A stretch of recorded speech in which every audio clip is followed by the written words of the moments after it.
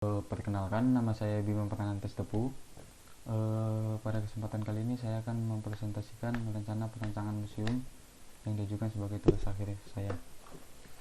Judulnya yang saya ambil di sini adalah perancangan museum peninggalan situs kota Cina berbasis virtual interaktif di Medan. Oke, langsung saja. Yang pertama itu bagian pemetaan masalah.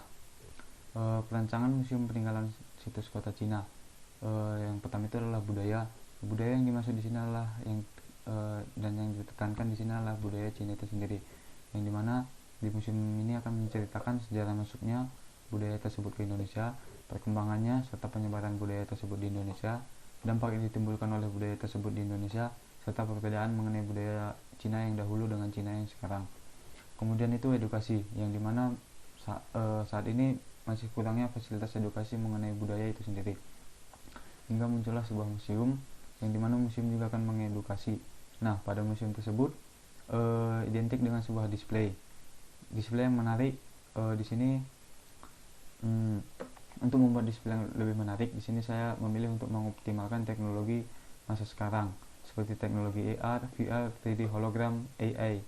Nah, yang dimana semua teknologi itu akan dikombinasikan untuk memenuhi fasilitas edukasi dalam museum tersebut selain menggunakan display yang ada. Kemudian edukasi juga dibagi secara dua, yang dimana secara langsung dan secara tidak langsung. Yang dimana edukasi secara langsung akan berhubungan langsung dengan teknologi yang digunakan. Kemudian yang secara tidak langsung akan menceritakan sebuah sejarah budaya Cina itu sendiri serta ragam budaya yang berkaitan dengan Cina pada saat masuk ke Indonesia. Kemudian latar belakang masalah. Situs kota Cina sendiri merupakan salah satu wilayah tinggalan budaya di Sumatera Utara yang berhubungan erat dengan jaringan perdagangan di Asia Tenggara, setidaknya mulai dari abad 12 hingga ke abad 14 Masehi silam. Kemudian nama kota Cina sendiri diberikan berdasarkan pertimbangan sejarah Melayu yang menyebutkan bahwa pengertian kota adalah kawasan yang ramai untuk berdagang, sedangkan Cina merujuk pada daerah asal ditemukannya benda-benda artefak di kawasan ini. Kemudian kawasan Cina sendiri merupakan sebuah wilayah yang terbilang cukup luas dengan sebaran tinggalan arkeologis yang masih bisa dijumpai pada banyak tempat. Wilayah yang mengandung banyak temuan arkeologis luasnya mencapai sekitar 25 hektar, yang dimana wilayah tersebut meliputi seperti Danau Siombak dengan temuan berupa sisa perahu serta beberapa fragmen gerabah. Kemudian situs kota Cina dengan temuan struktur bata, batu umpak, fragmen gerabah, fragmen keramik, fragmen logam, fragmen kaca, dan koin Cina. Kemudian situs kota Cina yang ada di Medan dan di Indonesia saat ini masih menyimpan begitu banyak peninggalan artefak yang bermuatan budaya Tionghoa dan juga belum banyak yang diketahui oleh masyarakat Indonesia. Pemanfaatan model virtual dipercaya dapat meningkatkan nilai edukasi pada revitalisasi peran museum. Ada beberapa strategi yang direncanakan dari Gerakan Nasional Cinta Museum yang meliputi strategi mereposisi museum dalam menangkap peluang ke depan, salah satunya dengan menggunakan teknologi informasi. Mengoptimalkan penggunaan teknologi informasi untuk mengelola data dan informasi koleksi. Kegiatan museum mempromosikan atau kampanye museum sebagai tempat yang atraktif dan memiliki daya tarik untuk dikunjungi. Kemudian fokus permasalahan yang ada di sini adalah perlunya fasilitas edukasi untuk mengetahui sejarah mengenai budaya dan peninggalan pada situs kota Cina di Indonesia. Kemudian perlunya fasilitas pendisplayan yang unik serta tidak membosankan dan mampu mendukung meningkatkan minat pengunjung.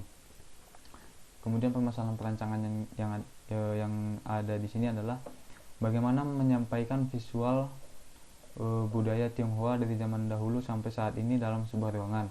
Kemudian bagaimana merancang area display yang dapat digunakan untuk berinteraksi secara langsung dan mendukung teknologi yang ada saat ini, sehingga pengunjung dapat melihat objek yang mungkin tidak dipamerkan dalam museum tersebut. Ide gagasan dalam perancangan museum peninggalan situs kota Cina ini adalah perjalanan budaya, yang mana akan menceritakan sejarah awal masuknya budaya Cina ke Indonesia. Karena setiap budaya yang masuk ke Indonesia itu memiliki sejarah dan perjalanan yang berbeda-beda. Dalam perancangan museum peninggalan situs kota Cina di Medan ini merupakan museum yang menerapkan teknologi berbasis virtual interaktif, sehingga diharapkan pengunjung tidak mudah bosan saat berada dan berkunjung ke museum tersebut. Kemudian dalam museum ini juga terdapat fasilitas interaksi seperti live VR serta 3D action, yang dimana ini bertujuan untuk memberikan kesan serta pengalaman baru saat berkunjung ke sebuah museum tersebut. Selanjutnya, tinjauan data dan teori.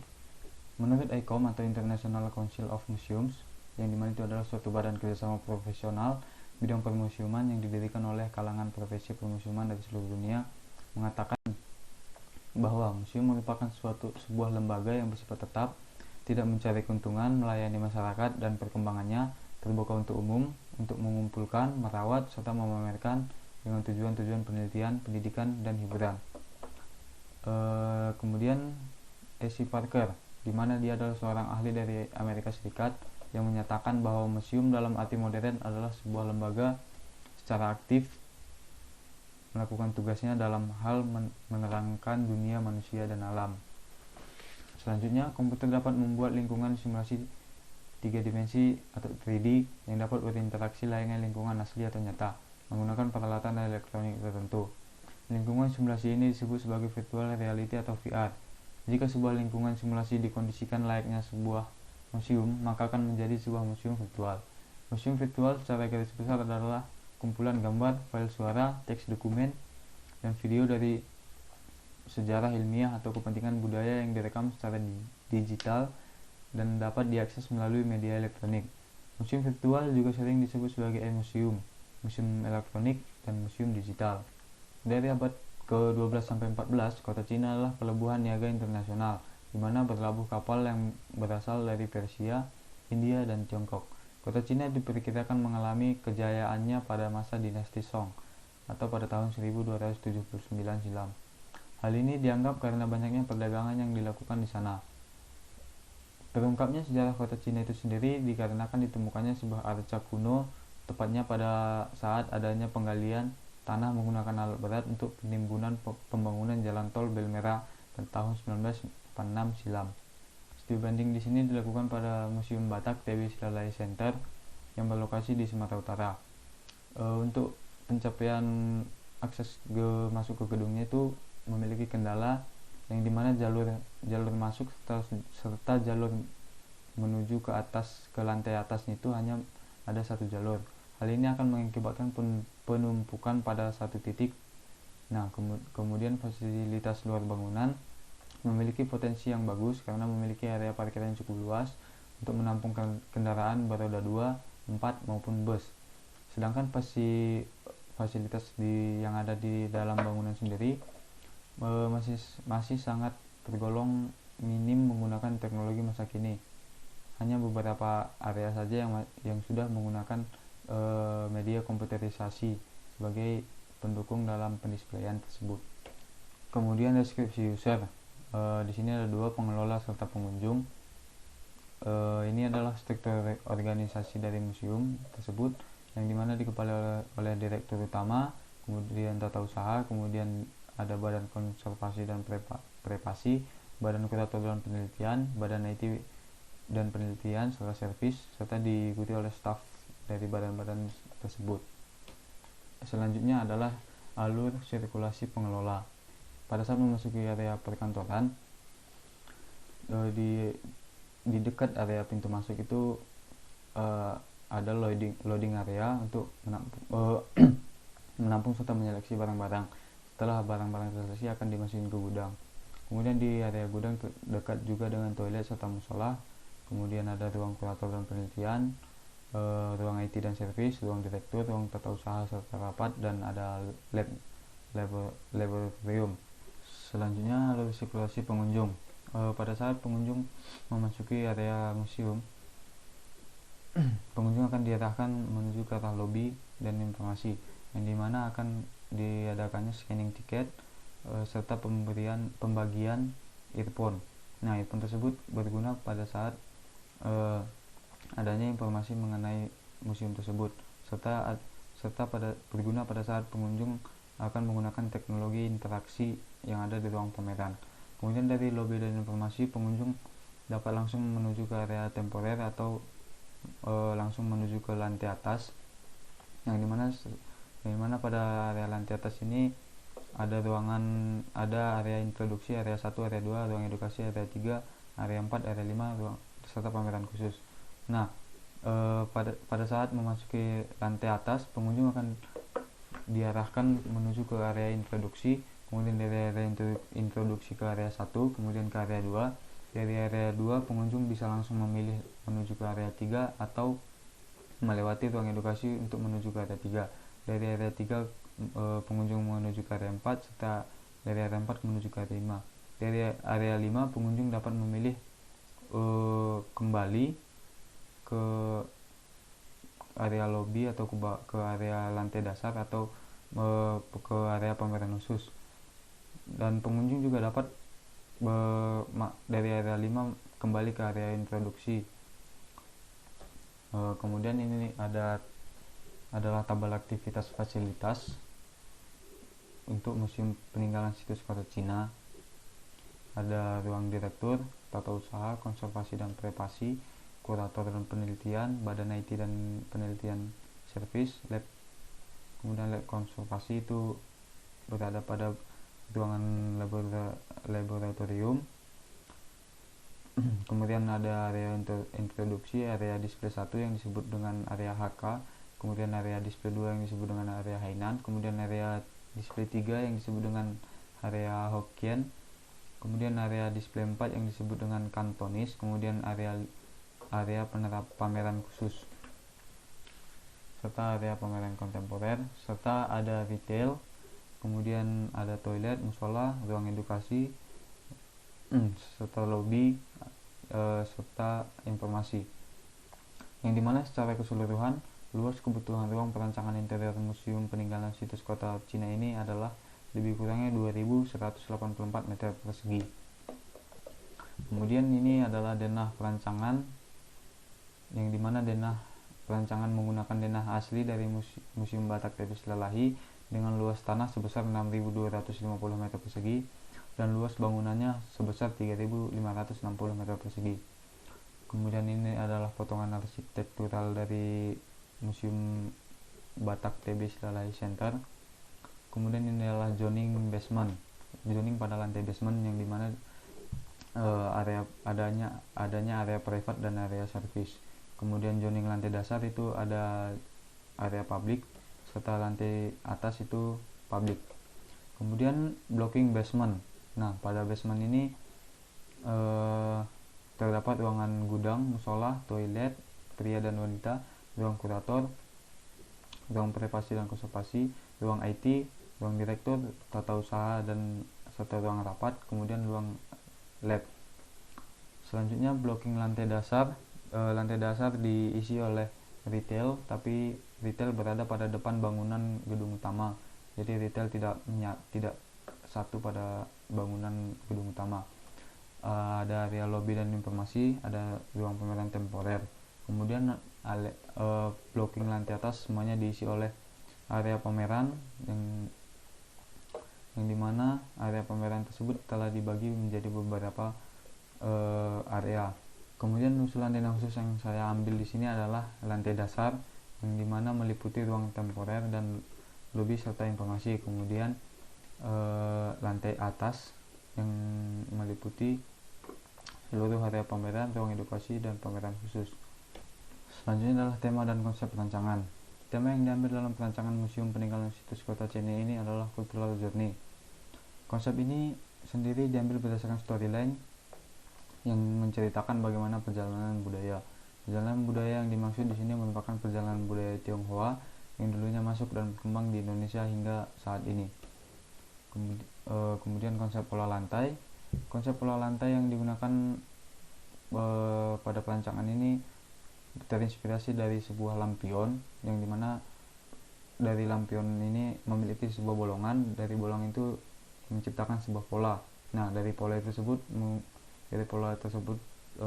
akan diterapkan sebagai konsep pola lantai. Kemudian pola ceiling. Pola ceiling ini terinspirasi dari kipas tangan tradisional Cina, yang dimana memiliki suatu bentuk, dan bentuk tersebut akan dieksplor sehingga terjadi bentuk yang diinginkan. Selanjutnya konsep wayfinding system.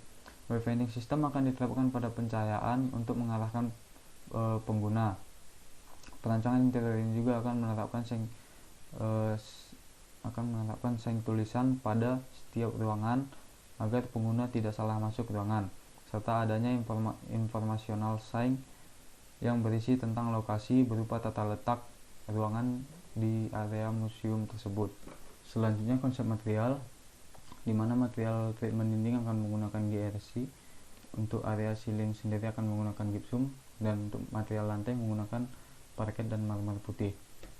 Selanjutnya konsep warna. Konsep warna yang digunakan pada perancangan ini berdasarkan pada warna-warna barongsai yang umum kita jumpai, di mana setiap warna memiliki arti tersendiri, seperti warna merah yang melambangkan keberanian serta kebahagiaan, hitam yang melambangkan keingintahuan yang tinggi, emas melambangkan kegembiraan dan semangat, kuning melambangkan keberuntungan dan ketulusan hati, serta putih melambangkan kesucian. Kemudian konsep bentuk. Konsep bentuk pada perancangan ini terinspirasi dari bentuk garis yang ada pada badan barongsai, yang dimana garis tersebut tidak putus dan memiliki pola yang berulang, serta bentuk bulat dari mata barongsai yang dieksplorasi sehingga menjadi bentuk yang diinginkan atau memiliki pola unik. Selanjutnya itu konsep pencahayaan. Pencahayaan pada perancangan ini dibagi menjadi dua, yaitu buatan dan alami. Untuk pencahayaan alami menggunakan bukaan horizontal untuk jalur masuknya cahaya matahari. Kemudian untuk pencahayaan buatan lebih diimplementasikan pada setiap elemen ruang seperti ceiling, dinding, lantai, dan yang paling utama adalah area pameran. Hal ini bertujuan agar lebih fokus terhadap bidang objek yang dipamerkan karena disoroti oleh cahaya. Selanjutnya konsep penghawaan. Konsep penghawaan pada perancangan ini juga dibagi menjadi dua, diantaranya penghawaan alami serta penghawaan buatan. Untuk penghawaan alami sendiri menggunakan bukaan horizontal yang lebih lebar yang dimana untuk mengoptimalkan jalur masuknya sirkulasi udara dari luar bangunan menuju ke area dalam bangunan. Sementara untuk penghawaan buatan menggunakan AC sentral yang diaplikasikan pada semua area museum.